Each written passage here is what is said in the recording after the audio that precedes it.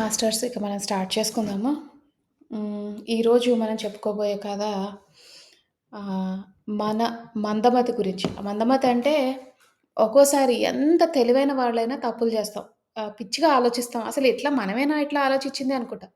ఒక్కొక్కసారి ఎంత తెలివి తక్కువ వాళ్ళైనా వాళ్ళకంటే తెలివి తక్కువ వాళ్ళు ఇంకా ఉంటారు. మనకట్లా కనిపిస్తూ ఉంటారు కొంతమంది. అసలు మనసులో అనుకుంటాం, అబ్బా! ఇంత పిచ్చి మొహాలు వీళ్ళు ఎలా బ్రతుకుతారో లైఫ్‌లో అని. జీవితము అందరికీ కొంచెం అటు ఇటుగా కాకపోయినా అందరూ జీవితాన్ని నెగ్గుకుంటూనే వస్తారు. వాళ్ళెంత తెలివైన వాళ్ళైనా, తెలివి తక్కువ వాళ్ళైనా, యావరేజ్‌గా ఉన్నా, ఎట్లా ఉన్నా జీవితం నేర్పిస్తూనే ఉంటది మనకి పాఠాలు. అయితే కాకపోతే మనం గుర్తుంచుకోవాల్సిందేంటంటే, మనం ఒక పిచ్చి పని చేసినప్పుడు అంటే ఇప్పుడు మీరు చాలా తెలివైన వాళ్ళనుకుందాం. తెలివైన వాళ్ళు కాకపోయినా మరీ మందమతులు కాదనుకుందాం. అంటే నార్మల్ మనుషులం. మనము ఒక్కొక్కసారి తప్పు చేస్తే విపరీతంగా కుమిలిపోతాం. అంటే ఎంత కుమిలిపోతాం అంటే అసలు ఎట్లా చేశాం ఆ తప్పు? నేనేనా తప్పు చేసింది అని కుమిలి అసలు పోనీ డబ్బులు పోయాయనుకోండి. మెయిన్ ఎగ్జాంపుల్ ఏంటంటే ఇన్వెస్ట్‌మెంట్‌లనుకోండి. ఎక్కడో ఇన్వెస్ట్ చేశారు. ల్యాండ్ కొన్నారు. చీటీకిచ్చారు. వడ్డీకిచ్చారు. ఏదో అట్లాంటి ఏది చేసినా గూడా మనమెందుకిచ్చామబ్బా! అందులో ఎట్లా ఇరుక్కున్నాం మనము అనుకుంటాం. కొన్ని మన చేతుల్లో ఉంటాయి. కొన్ని మన చేతుల్లో ఉండవు. కాకపోతే మనం గుర్తుంచుకోవాల్సిందేంటంటే, మనం ఎంత బాధపడుతున్నా, మనకంటే తక్కువ బాధపడేవాళ్ళుంటారు. మనకంటే ఎక్కువ బాధపడేవాళ్ళుంటారు. మీరెంత కష్టాలున్నాయనుకుంటున్నా, మీరెంత ఇంకా లైఫ్‌లో ఇంక ఇంతకంటే ఘోరమైన సిట్యుయేషన్ లేదు అనుకున్నా, మీకంటే ఘోరమైన సిట్యుయేషన్‌లో ఉన్నవాళ్ళు చాలా మందుంటారు. కాకపోతే మనకది గుర్తుండదు. మనకే అన్ని కష్టాలనుకుంటాం. సో, ఆహ్, అదంతా మంచిగా మనకి ఎక్స్‌ప్లెయిన్ చేసే కథే ఈ కథ. చిన్న కథ, సరదా కథ గానీ ఎంతో జ్ఞానం ఉంది ఇందులో.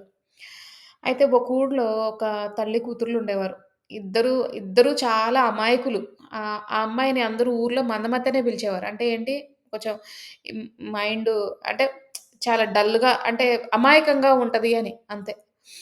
అయితే ఈ ఆ తల్లి కూతురు నాన్న చనిపోయాడు. నాన్నున్నప్పుడు నాన్న చూసుకునేవాడు. తల్లి కూతురు చనిపోతే ఇంక తల్లేం చేసింది? కూతురికి పెళ్లి చేయాలి కదా మరి. కూతురికి పెళ్లి చేయాలంటే మరి ఎవరో ఇంటికి పంపిస్తే తల్లి అంతంత మాత్రమే. తను అంత చదువుకోలేదు. తను అంత ఇది లేదు. ఆహ్, ఇంకా కూతురినిచ్చేస్తే ఇంక తనొక్కడితో అయిపోద్దని ఏమంది? ఏం ప్రచారం చేసిందంటే, ఇల్లరికం ఉన్న వాళ్ళైతేనే నేను ఒప్పుకుంటాను మా కూతురికి అల్లుడవ్వడానికి అనేసందనమాట. ఆ అమ్మాయి చాలా చక్కగా ఉంటది. చక్కగా ఉండేటప్పటికి ఇంక మరి పెళ్లి తొందరగా అయిపోద్ది కదా! చక్కగా ఉంది అనంగానే పెళ్లి సులువుగా అయిపోద్ది. ఎలా ఉన్నా సరే అందానికి విలువిచ్చి చేసుకునేవాళ్ళు బోలెడుమందున్నారు. అందులో కొంచెం ఉంది. వాళ్ళ నాన్న ఉన్నప్పుడు కొంచెం ఎంతో కొంత ఆస్తి సంపాదిచ్చాడు. కొంచెం డబ్బులున్నాయి. అయితే ఏమైంది, ఆ అమ్మాయి పెళ్లి చేసుకుంది. ఆ అబ్బాయి అల్లుడు ఇంట్లోనే ఉంటాడు. అల్లుడికి అంటే ఇప్పుడు తెలివైన వాళ్ళు, తెలివి తక్కువ వాళ్ళు పెళ్లి చేసుకున్నారనుకోండి, ఎప్పుడు తిడుతూనే ఉంటారు. "అబ్బా! నీకు తెలివి తక్కువ దానివి. నీకసలు బుద్ధి లేదు, బుర్ర లేదు." ఆ తిట్లొస్తూనే ఉంటాయి. కానీ అలా తిడుతూ కొన్ని రోజులు కొంతమందికి అలవాటయిపోద్ది. వీళ్ళు ఇంతేలే, వీళ్ళు తెలివి తక్కువోళ్ళే. కొంతమందేమో ఇంకా వీళ్ళు మారతారేమో అని ఆశిస్తారు. అంటే ఇంక తిడుతూనే ఉంటారు. "నువ్వు ఇది జేయలేదు, అది జేయలేదు, ఇట్లా, అట్లా మారు" అని చెప్తూ ఉంటారు. అయితే అందులో ఈ అల్లుడు కాస్త ఇల్లంతా మేనేజ్ జేసేవాడు. అంటే ఏదో పని పాట చేసుకునేవాడు. డబ్బులు తెచ్చేవాడు, ఇంటికిచ్చేవాడు. ఈ తల్లి కూతుర్లేంటంటే ఇల్లు చూసుకోవడం వరకే వాళ్ళ పని. ఇంక వాళ్ళకి ఏమి తెలీదు. బయటికెళ్ళడం తెలీదు, కూరగాయలు తేవడం తెలీదు, ఏమీ తెలీదు. ఇంట్లో కూరగాయలు తెస్తే వండడం తెలుసు. ఆయనేమైనా కొత్త బట్టలు తెస్తే కట్టుకుంటారు. ఆయనేదైనా చెప్తే అది చేస్తారు. ఇవాళ గుడికెళ్దామంటే గుడికెళ్తారు. లేదంటే లేదు. అన్నీ ఇంకా ఆ భర్త చెప్పాల్సిందే. అసలు ఏది తెలీదు. ఈళ్ళిద్దరు ఆ తల్లి కూతుర్లకసలు ఏమీ తెలీదు. అయితే అలాగా ఇగ ప్రకృతి సహజంగా పెళ్లయింది. పెళ్లవ్వంగానే ఆ అమ్మాయికి కడుపులో బిడ్డ పడ్డది. పడగానే వాళ్ళ తల్లి చాలా అపురూపంగా మంచిగా చూసుకుంది. కొడుకు పుట్టాడు. కొడుకు పుట్టేటప్పటికి ఒకరోజు ఏం చేసింది, వీళ్ళ భర్త అంటే ఈ అమ్మాయి భర్త బయట ఏదో ఇట్లా పని చేస్తుంటే, వీళ్ళింట్లో ఉంటారు కదా! పాతకాలం ఇళ్లల్లో అటకలుండేవి. అటకలున్నప్పుడు అటక మీద అన్ని సామాన్లు పెట్టుకునేవారు. పెద్ద పెద్ద సామాలు, ఇంట్లో వాడని సామాలు, ఇత్తడి బిందెలు, లేపోతే ఇత్తడి ఎవరైనా వచ్చినప్పుడు పెట్టుకునే సామాలన్నీ అక్కడ పెట్టుకుంటారనమాట పైన. ఆ అటక మీద పిల్లులు బాగా తిరిగేవి.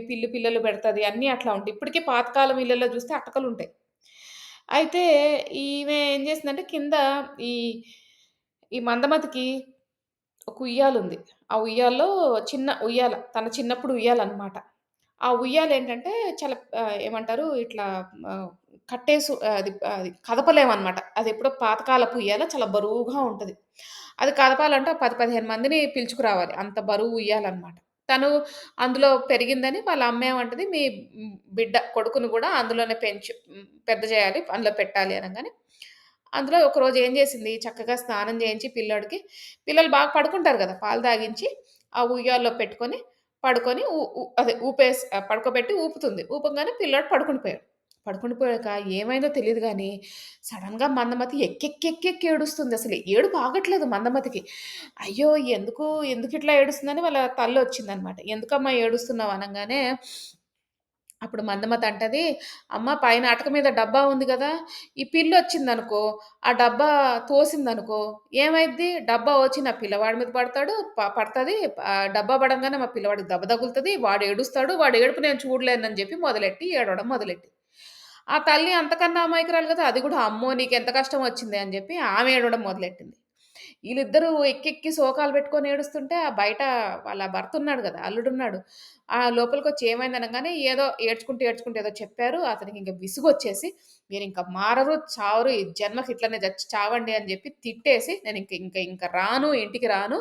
నేను వెళ్ళిపోతున్నా" అని జెప్పేసి ఇల్లొదిలి వెళ్ళిపోతాడు. ఆళ్ళిద్దరికీ ఏం చెయ్యాలో గూడా తెలీదు. అంత విసిగిపోయి అతను కోపమొచ్చిందని అర్థమైంది. విసిగిపోయాడు, ఏడుస్తున్నారు. పిల్లోడి గురించి ఏడుస్తున్నాడు. ఇప్పుడు భర్త గురించి ఏడవాలా? ఏం చేయాలో తెలీదు. అట్లా ఉండిపోయారు వాళ్ళు.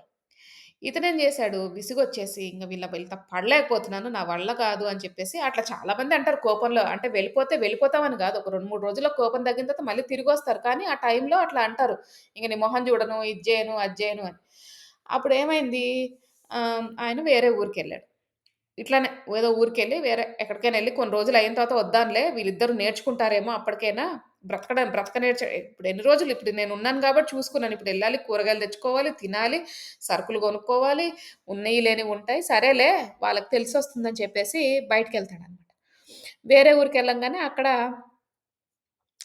పక్క ఊరికి. అలా పక్క ఊరు నుంచి ఒక 2, 3 ఊర్లు తిరిగి వద్దాం అనుకుంటారు. మరి అప్పట్లో పాత కాలంలో మరి ఉండవు గదా! హోటల్స్ అవన్నీ ఉండవు. హోటల్స్‌లో ఉండడానికి. అప్పుడేం జేశాడు, ఒక ఊర్లోకెళ్ళినప్పుడు అక్కడ ఆహ్, ఒక అతను కనిపిస్తే "ఏమైనా పనుందా?" అని అడుగుతాడన్నమాట. "ఆ! ఉంది. ఇదిగో నేను నిలబడ్డాను చూడు బయట" అంటే "ఏం జేస్తున్నావు నిలబడి?" అని అడుగుతాడితను. అడిగితే "నేను ఎండని తోడి లోపలేస్తున్నా" అంటాడు. ఎండను తోడడం ఏంటి అంటే, "చూసావా మా ఇల్లు ఎలా ఉందో? ఎంత చీకటిగా ఉంది. అసలు చీకటిగా ఉంది. ఎండ రావట్లేదు ఇంట్లోకి. ఏం చేయాలో అర్థం కావట్లేదు. అందుకే ఈ గిన్నె పట్టుకున్నా. ఈ గిన్నె బయట పెట్టుకున్నాను. ఆ గిన్నెలో ఎండ పడుతుంది కదా! ఆ ఎండని తీసి లోపలేస్తున్నా" అంటాడు. ఓయమ్మో! నా పెళ్ళాం అనుకుంటే, నా పెళ్ళాం కంటే ఈయన ఇంకా సూపర్‌గా ఉన్నాడసలు. ఇంత అమాయకుడేంటి? ఇంత వెర్రివాగులోడేంటి? అని జెప్పి, "ఉండు నీకొక గుణపం ఉందా మీ ఇంట్లో?" అంటాడు. ఆ! ఉంది అనంగానే ఆ ఇంటికి ఇలా 2, 3 చిన్న ఒక పాక లాంటి ఇల్లు. దానికి ఇట్లా కన్నాలు జేసి కిటికీల్లాగా అన్నమాట. చిన్న కన్నాలు జేయంగానే ఇటు నుంచి, అటు నుంచి ఎండ, గాలి అన్నీ వచ్చేటప్పటికి, "అరే! భలే హాయిగా ఉందే! ఇన్ని రోజులు ఈ ఎండ కోసం నేనెంత తప్పించిపోయానో" అని అంటాడు. అని ఏదో ఇంతో అంతో పని జెప్తాడు. ఒక పూటకి అన్నం ఇస్తాడు. ఈయన మళ్ళీ బయలుదేరతాడు. బయలుదేరంగానే ఇంకొక ఊరికెళ్తాడు. ఇంకొక ఊరెళ్ళంగానే అక్కడ ఒక పశువుల పాకలో ఒకతను ఇలా నిచ్చెనెక్కి పైనున్నాడనమాట. కిందేమో ఒక ఆవుంది. ఆవేమో అరుస్తుంది. ఆ ఆకలి అరుపులని తెలిసిపోయినాయి ఇతనికి. ఎందుకు ఆవు ఇలా అరుస్తుంది? ఎందుకు మీరు ఫుడ్ పెట్టట్లేదా ఆవుకి? అంటే, "ఎందుకు పెట్టను? ఇదిగో బోలెడంత కొన్నాను గడ్డి, పచ్చిగడ్డి, ఎండుగడ్డి అన్నీ గొన్నాను. ఇక్కడ అందరూ ఎత్తుకుపోతారు కదా! పాకలో అంటే ఎవరైనా వచ్చి ఎత్తుకుపోతారని నేను పైన పెట్టాను. ఇదిగో అటక మీద నేను కూర్చున్నాను కదా! నా పక్కనే." వాడేమో అటక మీద కూర్చున్నాడు. ఆవునేమో అటకెక్కమని అక్కడ తిను తినని చెప్తున్నాడు. ఆవుకేం అర్థమైద్ది? ఇదిగో నిచ్చెనుందిగా నిచ్చెనెక్కి అక్కడికెక్కి అది తినేసేయి అక్కడ అని అంటున్నాడు. అంటే ఆవుకేం అర్థమవుద్ది? అదేమో 3, 4 రోజుల నుంచి అరుస్తుంది. "నువ్వింత మొండిగా ఉంటావు" అని ఆవును తిడతాడు పైగా. "నువ్వింత మొండిగా ఉంటావు, నువ్వేమో ఫుడ్ తినట్లేదు, ఆకలేస్తుంది నీకు, పైకొచ్చి తినొచ్చుగా" అని అంటాడు. ఈయననుకుంటాడు నేను నా భార్యని, నా అత్తగారిని తిట్టొచ్చాను. వాళ్ళంత మందమతిగా ఉంటే ఎట్లా అని వీళ్ళు ఆమె కంటే ఇంకా సూపర్‌గున్నారని జెప్పి ఒక 2 గడ్డి ఉంటాయి గదా! అవి కిందెయ్యి అది తింటదనగా ఎయ్యంగానే 2 నిమిషాల్లో తినేసింది ఆవు. ఓహో! ఇలా గూడా జేయొచ్చా బాబు నువ్వు వచ్చి నాకెంతో కాపాడావని చెప్పి అంటాడన్నమాట. అనంగానే కొంచెం ఏదో ఆ పూటకి కొంచెం అన్నం పెట్టేసి మళ్ళీ బయలుదేరిపోయాడు. అప్పటికి 2 రోజులయింది. 2 ఊర్లు తిరిగాడు. ఇట్లా ఈ ఇద్దరిని కలిసాడు. కలవంగానే అప్పుడు అతనికనిపించింది. నేను నా పెళ్ళాన్ని, నా అత్తగారిని ఎప్పుడూ తిడుతూ ఉంటా. వాళ్ళు మ అసలు బుర్ర లేనోళ్ళు, బుర్ర తక్కువోళ్ళు అని. కానీ వాళ్ళు ఎంత బుర్ర తక్కువోళ్ళని నేననుకున్నా, వాళ్ళకంటే బుర్ర తక్కువోళ్ళు ఇంకా ఉన్నారే ప్రపంచంలో. అంటే వాళ్ళు బ్రతుకుతున్నారు. ఇంక వీడు పైగా ఇంకా నా పెళ్ళామయితే అమ్మాయి. ఆడావిడ బయటికెళ్ళింది. వీళ్ళు మగవాళ్ళు, పని చేసుకునేవాళ్ళు. వీళ్ళే బ్రతుకుతున్నప్పుడు మా భార్యని నేను తిట్టాల్సిన అవసరం ఏముంది? సరే అదేదో భయపడింది. ఆ పైన ఎక్కడో అటక మీదున్న గిన్నె పడతదని, ఆ గిన్నె పడ్డం నా పిల్లవాడి మీద పడతదని, అది కరెక్టే. నిజంగానే పిల్లి పైకెళ్తే పడే అవకాశం ఉంది. కానీ అది ఏడవకుండా కొంచెం మంచిగా ఎక్స్‌ప్లెయిన్ చేస్తే బావుండేది. అందుకని ఏం చేస్తాడు, మళ్ళీ ఒక 3 రోజుల తర్వాత ఇల్లు గుర్తొచ్చి, ఇంటి మీద జాలేసి, పెళ్ళాం మీద జాలేసి, మళ్ళీ కాస్త ఇంటికి వెళ్తాడు. ఇంటికి వెళ్ళి ఒకటే మాట అంటాడు. "నీకేదైనా ప్రాబ్లమ్ ఉందంటే, ఫస్ట్ నువ్వు ఏడవకుండా నాకు ఎక్స్‌ప్లెయిన్ చెయ్యి. ఆ ప్రాబ్లమ్ ఎందుకు నువ్వు భయపడుతున్నావు అన్నది ఎక్స్‌ప్లెయిన్ చెయ్యి. దాని తర్వాత మనం చూసుకుందాము" అని. అంటే ఎట్లా సాల్వ్ చేయాలన్నది చూసుకుందాము ఆ ప్రాబ్లమ్‌ని అని. అయితే ఈ కథ వినడానికి చాలా సరదాగా ఉంటది. కానీ ఇందులో ఎంతో నేర్చుకోవడానికి ఉంది మనకి. మనము ఇప్పుడు ఆ అమ్మాయి కూర్చొని ఏడ్చింది కదా! ఉయ్యాలలో పాప కూర్చుంది. వాళ్ళ బాబు పడుకున్నాడు. ఆ బాబుకి పైనుంచి ఏదైనా పడిపోద్దేమో అని బెంగ పెట్టేసుకుందాం. ఈ కథలో మనకి సిల్లీగా అనిపిస్తది. అదేంటి తెలివి తక్కువగా అట్లా ఏడుస్తుంది అని. కానీ మనం చేసే పనులు కూడా అదే. ఎట్లా ఆలోచిస్తాం మనం ఆలోచించండి. పిల్లలు పుడతారు, వాళ్ళు చదువుకుంటారు, ఎట్లా చదువుకుంటారో, ఎక్కడికెళ్తారో, ఏ కాలేజీలకెళ్తారో, అక్కడ ఎవరిని పెళ్లి చేసుకుంటారో, ఎక్కడ లవ్‌లో పడిపోతారో, ఎక్కడ ఇదైపోద్దో అక్కడ ఎలాంటి బెంగలో పెట్టుకుంటాం. అసలది అవుతదో తెలీదు, అవ్వదో తెలీదు. కానీ కూర్చొని మనం కూడా అంతే తెలివి తక్కువగా ఆలోచిస్తాం.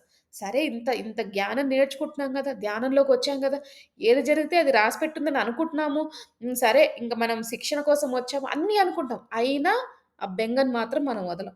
అలానే బెంగ ఉంటాం. అదేంటో సరదా బెంగ కూర్చొని ఏడవడానికి ఒక రీజన్ గావాలన్నట్టు. ఆ బెంగ ఉంటాం, భయపడుతూ ఉంటాము. ఆ భయంలో ఆ మూమెంట్‌ని ఎంజాయ్ చేయం. ఇప్పుడు ఆ అమ్మాయి వాళ్ళ కొడుకు మీద పడిపోద్దేమో అని కూర్చొని ఎక్కెక్కి ఏడ్చింది. ఆమె ఎక్కెక్కి ఏడుస్తుందని అమ్మొచ్చి ఆమె ఎక్కెక్కి ఏడవడం మొదలెట్టింది.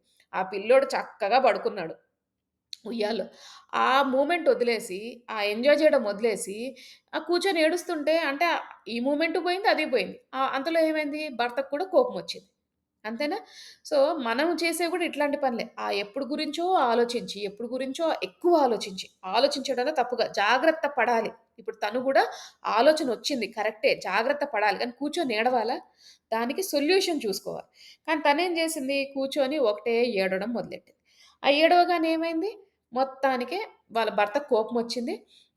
ఇంట్లో నుంచి వెళ్ళిపోయాడు. అంతేనా? అంటే తిరిగొచ్చాడనుకోండి అది వేరే విషయం గానీ చెప్తున్నా. ఆ టైంకి ఆ గొడవనేది పెద్దగవుతది. మనం ఎప్పుడైతే ఎక్కువ ఆలోచిస్తామో, సరే అవుతుందా? అవ్వనివ్వండి. ఇంట్లో గొడవయ్యేలాగుందా? కొంచెం కామ్‌గా ఉండండి. గొడవ అవుతుందనుకోండి, అప్పుడు కామ్‌గా ఉండండి. ఇలా ఏడవడం గాని ఇలాంటియి ఎందుకంటే అది మనం నేర్చుకోవడానికే వచ్చాం. గొడవ అయిపోయిందా? సరే గొడవ ఆల్రెడీ అయిపోయింది. ఇప్పుడు ఇంకేం చేసేదుంది? అంతే.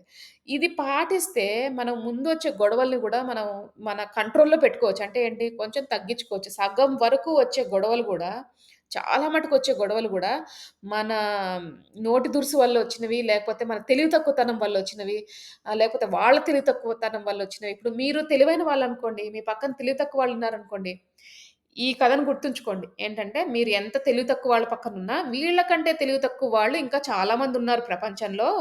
వాళ్ళు బ్రతుకుతున్నారు. వీళ్ళు బ్రతికిపోతారు. ఒక్కోసారి విసుగొస్తది. కానీ పర్లేదు అని. అదే మీరు తెలివి తక్కువ వాళ్ళైన అనుకోండి, ఈ కథనే గుర్తుంచుకోండి మళ్ళీ. ఎందుకంటే మీరెంత తెలివి తక్కువ వాళ్ళైనా మీకంటే కూడా తెలివి తక్కువ వాళ్ళున్నారు. సో, వాళ్ళే బ్రతుకుతున్నారు. మీరెందుకు బ్రతకలేరు? భయం పెట్టుకోకండి. బెంగ పెట్టుకోకండి. భగవంతుడే చూపిస్తాడు అనుకోండి.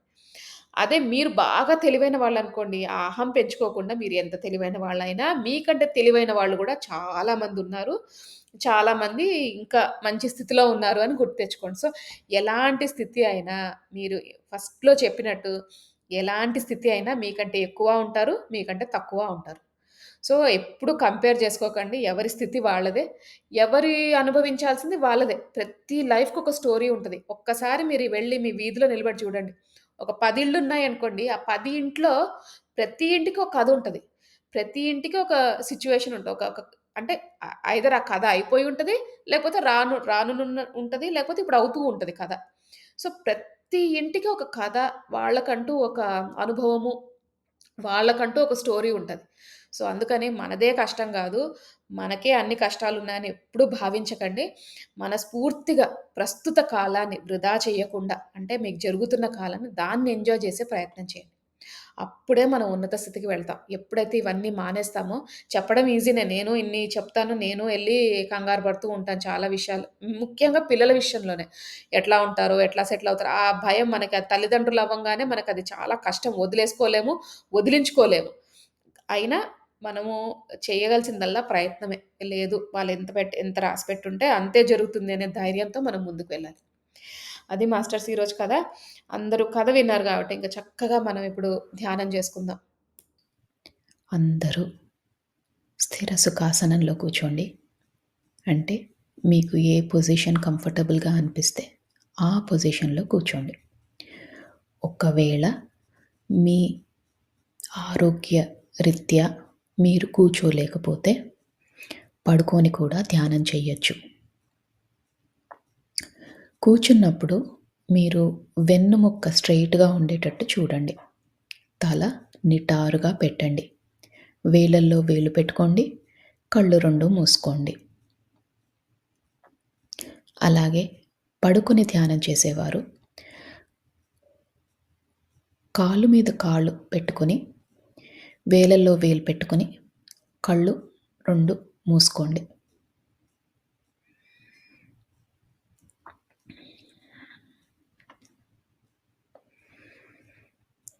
ఇప్పుడు మనము నిండు శ్వాసని తీసుకుందాం. అంటే శ్వాస ఎంత నిండుగా ఉండాలంటే, మనం శ్వాస లోపలికి పీల్చుకుంటున్నప్పుడు, ఈ విశ్వంలోని సమస్త కాస్మిక్ ఎనర్జీ అంతా కూడా మీ శరీరంలోకి వెళ్తున్నట్టు భావించండి. ఈ విశ్వంలో ఎంతో మంచి పాజిటివ్ ఎనర్జీ ఉంది. అదంతా కూడా మనం స్వీకరిస్తున్నాం. మన శరీరాన్ని, మన మనసుని ఓపెన్ చేసి పెట్టుకున్నాం. ప్రతి ఒక్క కాస్మిక్ ఎనర్జీ గానీ, పాజిటివ్ ఎనర్జీ గానీ రిసీవ్ చేసుకునే స్థితిలోకి వెళ్ళబోతున్నాం. అందుకని చక్కగా ఒక్క నిండైన శ్వాస తీసుకోండి.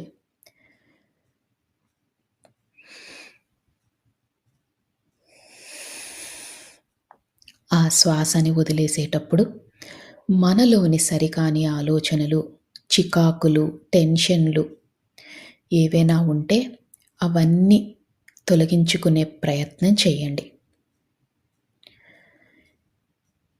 ఈ నిండైన శ్వాస తీసుకున్నప్పుడు మీ ఊపిరితిత్తులు నిండుగా అనిపిస్తాయి. అలాగే ఆ శ్వాసని వదిలేసేటప్పుడు చాలా తేలికైపోతాయి. దీన్ని గమనించండి.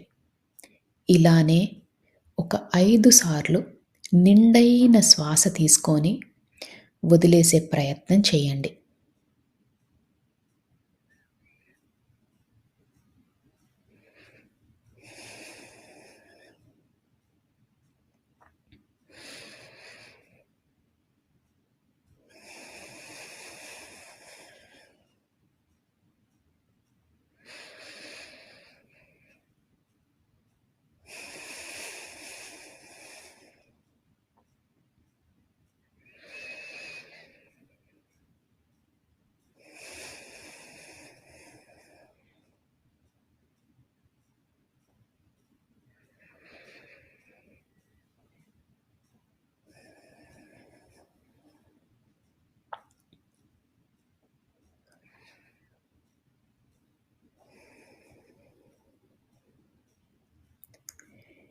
ఇప్పుడు మీ మనసు, శరీరం చాలా తేలికైనట్టు మీకు భావన కలుగుతుంది. మనమిప్పుడు శరీరంలో ప్రతి భాగాన్ని రిలాక్స్ చేసుకునే ప్రయత్నం చేద్దాం. అంటే ముందుగా సహస్రారం, తల భాగం దాన్ని రిలాక్స్ చేసుకునే ప్రయత్నం చేద్దాం. అలానే ముఖము, చెవులు, భుజాలు, చేతులు, చేతి వ్రేళ్ళు, పొట్ట, నడుము, కాళ్ళు, పాదాలు, కాలివ్రేళ్ళు అన్నిటినీ రిలాక్స్ చేసుకోండి. రిలాక్స్ చేయడం అంటే మీరు కంఫర్టబుల్ పొజిషన్‌లో కూర్చున్నట్టు, అలానే తేలిగ్గా అయినట్టు మీకు అనిపిస్తే మీ శరీరం రిలాక్స్ అవుతున్నట్టు. బిగించి పట్టకండి. శరీరాన్ని చాలా లూజ్‌గా, రిలాక్స్డ్‌గా చేయండి.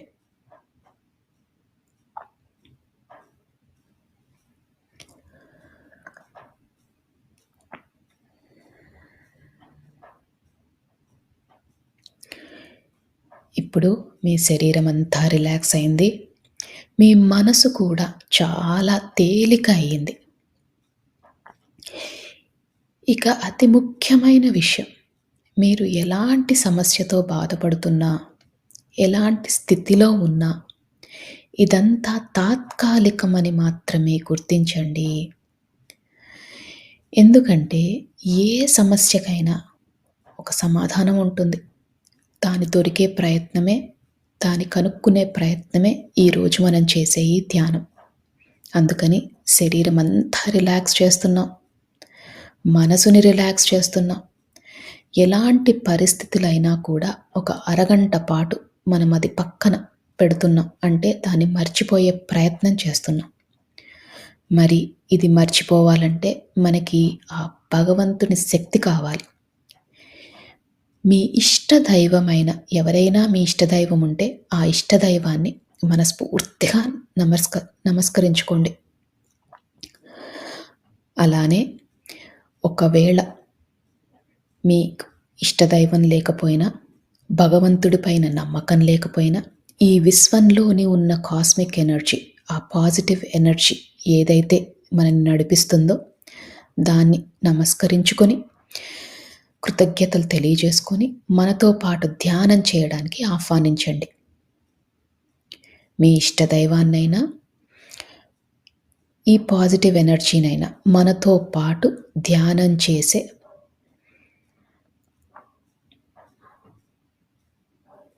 అవకాశాన్ని మనకి ఇవ్వమని మనస్ఫూర్తిగా ఆర్తితో చెప్పుకోండి.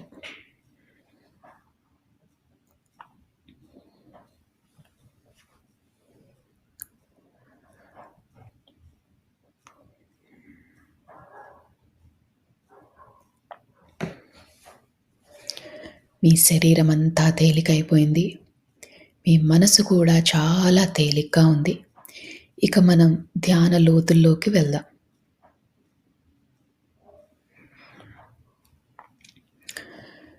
మీకు కనుబొమ్మల మధ్యన బొట్టు పెట్టుకునే దగ్గర రకరకాల రంగులు కనిపిస్తాయి. కొన్నిసార్లు విజన్స్ కానీ, కాంతులు కానీ కనిపిస్తాయి. దాన్ని థర్డ్ ఐ లొకేషన్ అంటారు. ఈ ధ్యానం మొత్తంలో కూడా ఆ లొకేషన్‌లో అంటే మీ కనుబొమ్మల మధ్యన దృష్టి పెట్టేలాగా, దాని మీద ఫోకస్ పెట్టేలాగా చూసుకోండి. మీకు ఎప్పుడు ఆలోచనలు వచ్చినా నెమ్మదిగా శ్వాస మీదికి ధ్యాస మరల్చండి. ఆలోచనలు వస్తూ ఉంటాయి. అది చాలా సహజం. ఆలోచనలు వచ్చినప్పుడల్లా నెమ్మదిగా శ్వాస లోపలికి ఎలా వెళ్తుంది, ఎలా బయటికి వస్తుంది అని గమనించండి.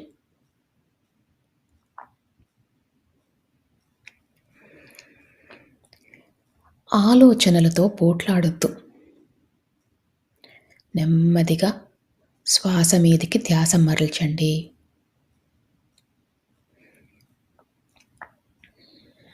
ఈ ప్రక్రియలో, ఈ ధ్యాన ప్రక్రియలో చాలాసార్లు ఆలోచనలు వచ్చే అవకాశం ఉంది. మనం ధ్యానం లోతులోకి వెళ్ళినప్పుడు ఏ ఆలోచనలు రావు. అందుకనే ఆలోచనలు వచ్చినప్పుడల్లా శ్వాస మీదికి ధ్యాస మరల్చండి.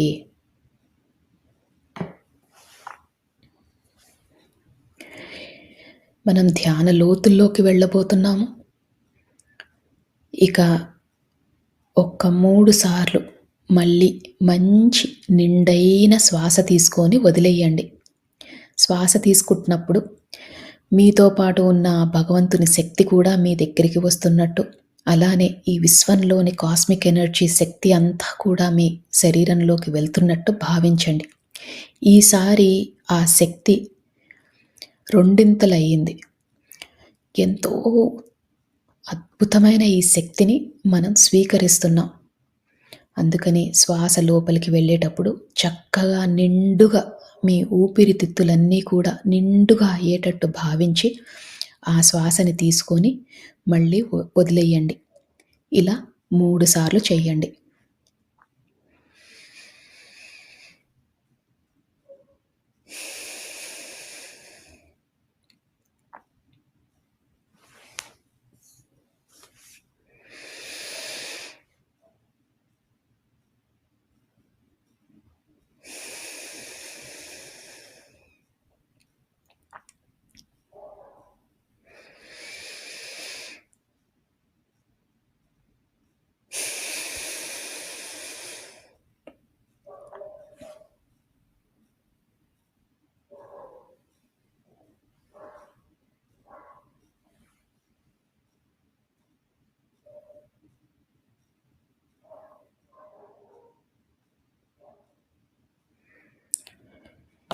ఇప్పుడు మీ శరీరము, మీ మనసు చాలా తేలికైపోయాయి. ఇంకా మీరు ధ్యాన లోతుల్లోకి వెళ్లారు. అంటే మీ పక్క జరిగేవి ఏమీ వినిపించవు. నా మాటలు మాత్రమే వినిపిస్తున్నాయి.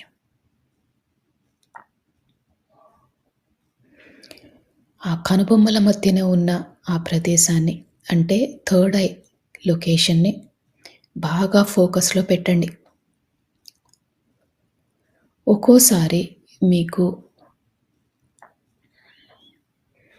ఆ థర్డ్ ఐ లొకేషన్‌లో కొంచెం భారంగా అనిపించినా, నొప్పిగా అనిపించినా అది చాలా సహజం.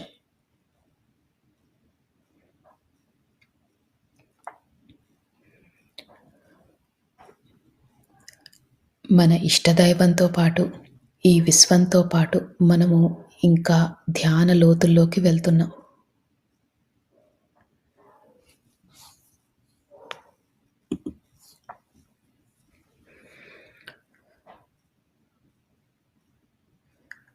ఈ ధ్యాన లోతుల్లోకి వెళ్ళేటప్పుడు మీరు గమనించాల్సిన విషయం, మీ శరీరం అంతా చాలా తేలికైపోయింది.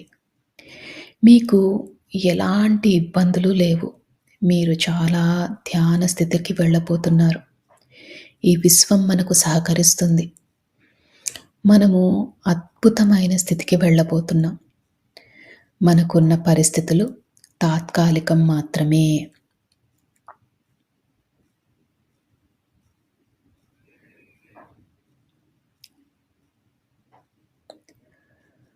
మనము ఈ జీవితానికి, ఈ విశ్వానికి, మన ప్రయాణానికి, ఈ జీవన ప్రయాణానికి కృతజ్ఞతలు తెలియజేసుకోవాలి. ఎందుకంటే ఎంతో అదృష్టం ఉంటే మనం ఈ ధ్యాన మార్గంలోకి వచ్చాము. జ్ఞానాన్ని తెలుసుకుంటున్నాము. అందుకని మనము మనస్ఫూర్తిగా ఒకసారి కృతజ్ఞతలు కూడా తెలియజేసుకుందాం.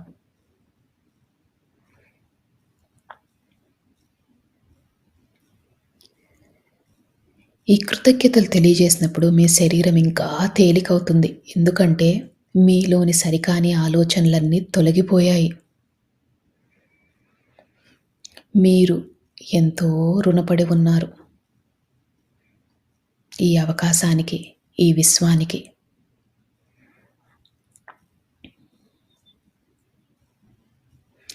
మనసుని బాగా తేలిక చేసుకోండి.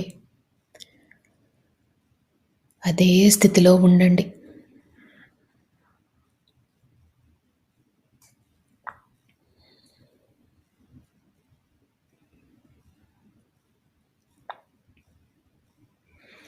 ఆలోచనలు వస్తూ ఉంటాయి. ఆలోచనలు వచ్చినప్పుడల్లా కూడా నెమ్మదిగా శ్వాస మీదికి ధ్యాస మరల్చండి.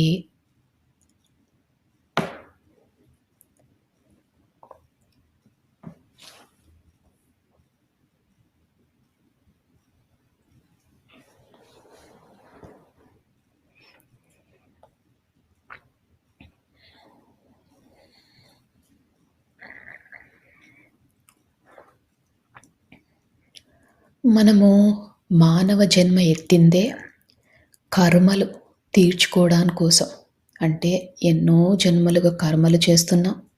దాన్ని తొలగించుకునే ప్రయత్నం చేస్తున్నాం.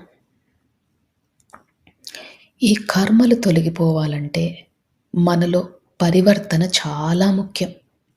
అలానే పశ్చాత్తాపం, ప్రాయశ్చిత్తం కూడా చేసుకోవాలి.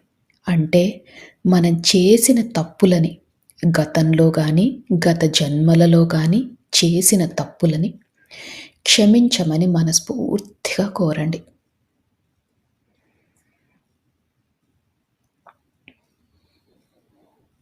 అలానే పరివర్తనలో ఉంటాము అని సహాయం కావాల్సిన వాళ్ళకి సహాయం చేస్తామని మనస్ఫూర్తిగా సంకల్పం చేసుకోండి.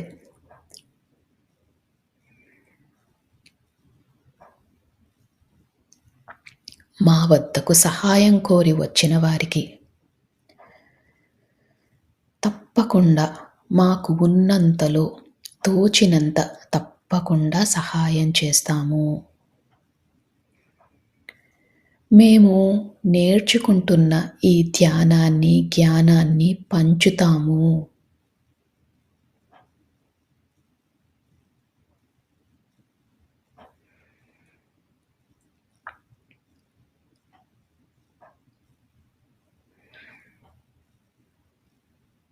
ప్రతి జీవాత్మకు కూడా మా వల్లే సుఖంగా బ్రతికే హక్కు ఉందని తెలుసుకున్నాము.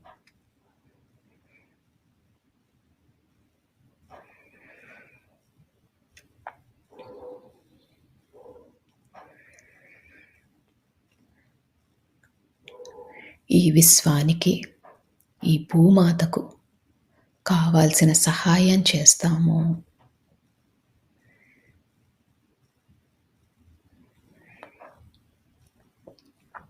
ఈ సంకల్పాలు మనం చెప్పుకున్నప్పుడు మీ శరీరం ఇంకా తేలికవుతుంది. మీ మనసు కూడా బాగా తేలికవుతుంది.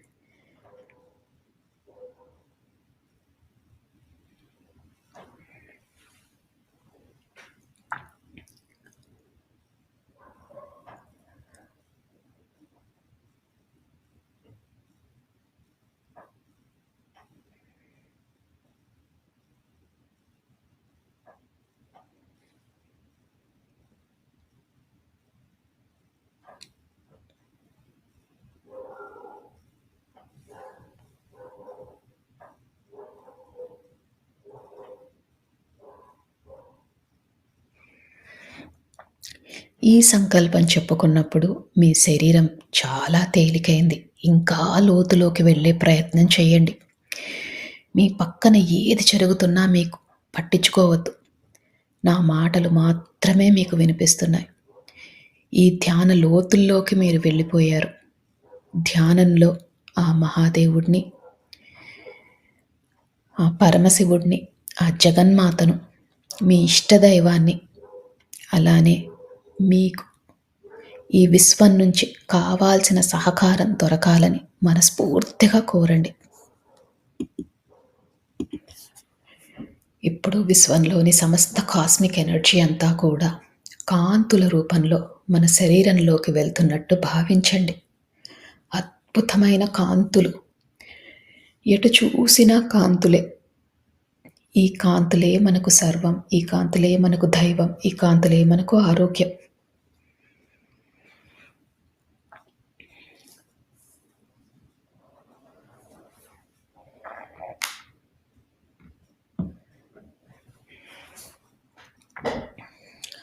ఈ అద్భుతమైన కాంతుల వల్ల మన శరీరం చాలా ఆరోగ్యంగా ఉంటున్నట్టు భావించండి.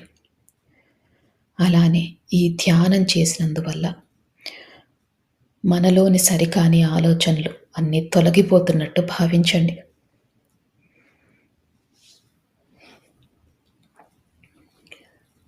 ఈ రోజు నుంచి మన కుటుంబ కలహాలన్నీ తొలగిపోతాయి. మన ఆర్థిక స్థితి మెరుగుపడుతుంది. మనం పడుతున్న మానసిక వ్యధ తొలగిపోతుంది. మన ఆరోగ్యం మెరుగుపడుతుంది. అద్భుతమైన కాంతులు, ఎటు చూసినా కాంతులే.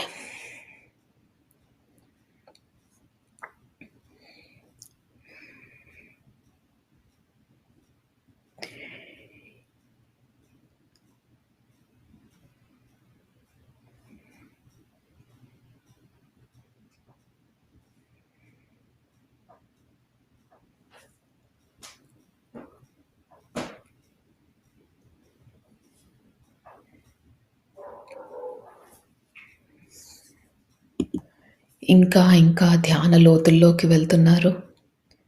అద్భుతమైన స్థితి.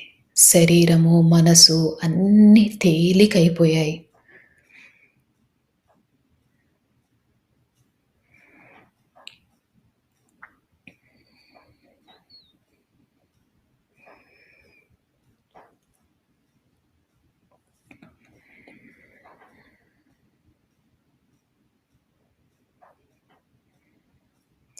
ఒకవేళ ఆలోచనలు వస్తుంటే, ఆలోచనలని వాటితో పోట్లాడకుండా నెమ్మదిగా శ్వాస మీదికి ధ్యాస మరల్చండి.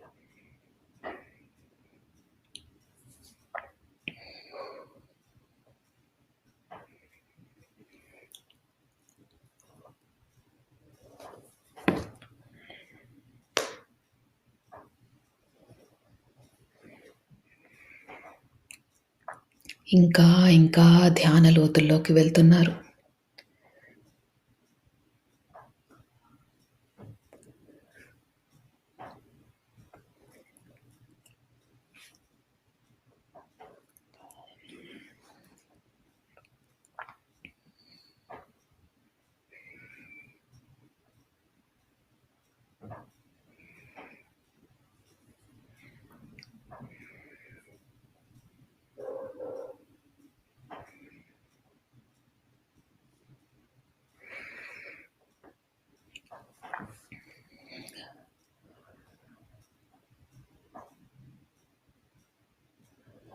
కనుబొమ్మల మధ్యన బొట్టు పెట్టుకునే దగ్గర మీకు రంగులు కనిపించినా, కాంతులు కనిపించినా, విజన్స్ కనిపించినా ఇంకా లోతుకు వెళ్ళండి.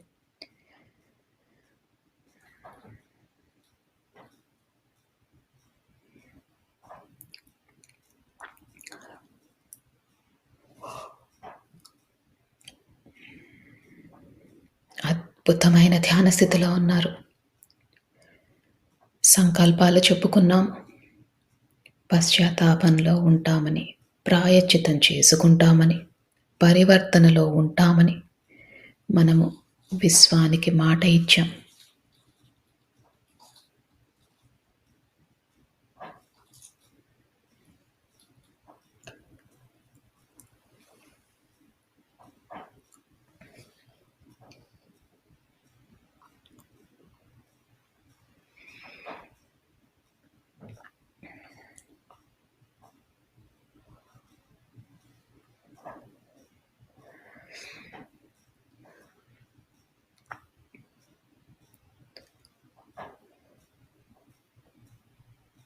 మీ శరీరాన్ని గమనించండి.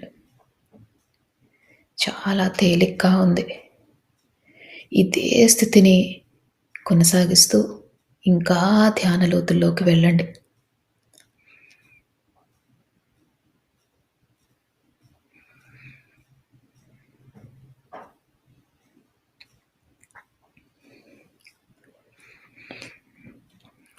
ఇప్పుడు మీరు ఈ జన్మలో ఎవరినైనా మీరు బాధ పెట్టి ఉంటే మనస్ఫూర్తిగా వాళ్ళకి క్షమాపణలు తెలియజేసుకోండి. అజ్ఞానంతో, అహంకారంతో వాళ్ళని బాధ పెట్టాము అని మనస్ఫూర్తిగా వాళ్ళని క్షమించమని కోరండి.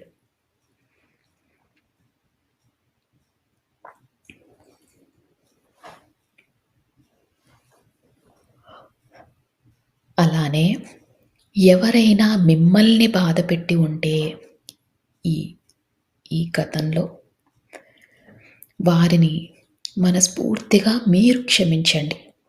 వారు తెలియక, అజ్ఞానంతో, అహంకారంతో తప్పులు చేసి ఉంటారు. అందుకని మీకు వారిపైన ఎలాంటి కోపమున్నా, ద్వేషమున్నా అవన్నీ తొలగించుకోండి.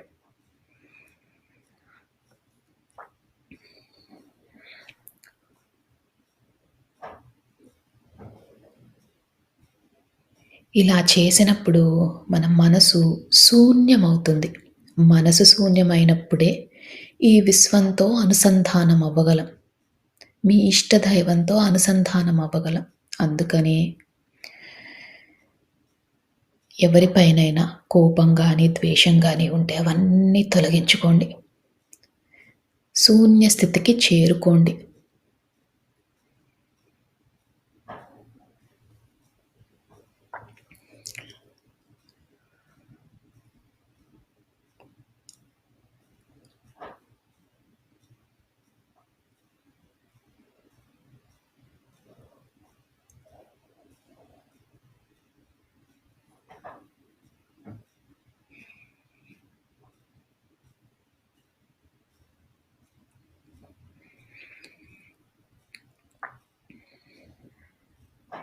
ఎప్పుడైతే మనం క్షమాపణ కోరామో, మనని బాధపెట్టిన వారిని క్షమించామో, మన మనసు శూన్య స్థితికి చేరుకుంది. మీరు ఇంకా ధ్యాన లోతుల్లోకి వెళ్తున్నారు.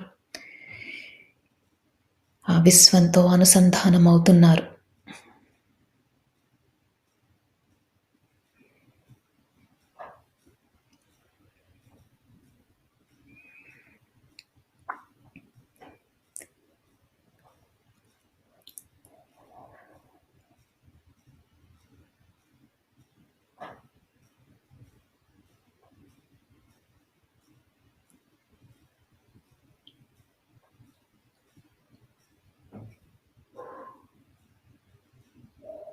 ఇదే స్థితిని కొనసాగిస్తూ మీరు ఇంకా ధ్యాన లోతుల్లోకి వెళ్ళండి.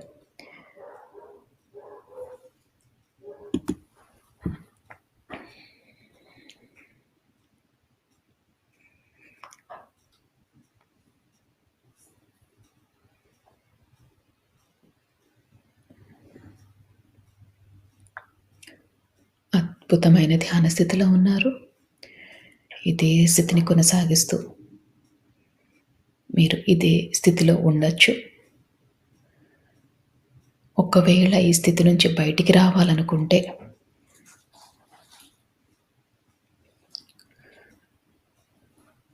మీ శరీరాన్ని కొద్దిగా కదపండి. నెమ్మదిగా మీ ధ్యాన స్థితిలో నుంచి బయటికి రండి. చేతులు రెండు విడదీయండి. కళ్ళ మీద పెట్టుకోండి. మీతో పాటు ధ్యానం చేసిన వారందరికీ కూడా మనస్ఫూర్తిగా కృతజ్ఞతలు తెలియజేసుకోండి. ఈ విశ్వానికి కృతజ్ఞతలు తెలియజేసుకోండి.